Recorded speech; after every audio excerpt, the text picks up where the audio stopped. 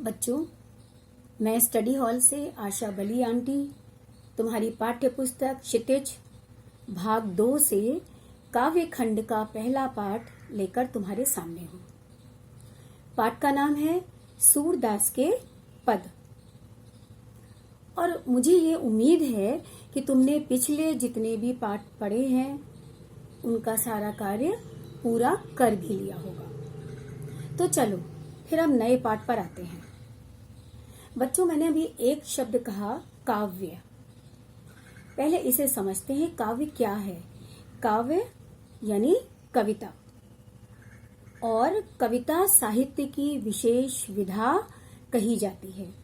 ये बहुत ही प्राचीन माध्यम है और ये अभिव्यक्ति का माध्यम है। कविता की सबसे बड़ी विशेषता क्या है कि कविता छोटे छोटे शब्दों से, छोटे छोटे वाक्यों के गठन से बनती है, और कवि छोटे छोटे शब्दों द्वारा, छोटे छोटे वाक्यों द्वारा अपने मन के सभी भावों को व्यक्त कर देता है। कविता हमेशा ताल और लय से युक्त होती है, और ये पढ़नी इसलिए आवश्यक है कि हमें कवि के भावों को, उसके कठोर भाव, उसके कोमल भाव, कवि की भाषा को, कवि के भाषा के प्रयोग, उसके आनंद यानी रस, उसका कौन सा छंद उसने प्रयुक्त किया है, इन सब के बारे में हमको पता चल जाता है।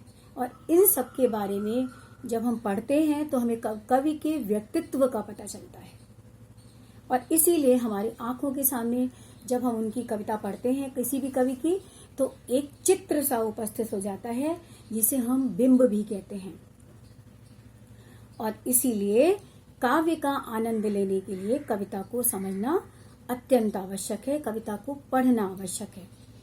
तो हम लोग आगे देखेंगे कि हम लोग सूरदास के पद क्यों पढ़ रहे हैं, और सूरदास ने ऐसा अपने पदों में क्या लिखा है कि हमारे लिए उनके पदों को पढ़ना अत्यंत आवश्यक है।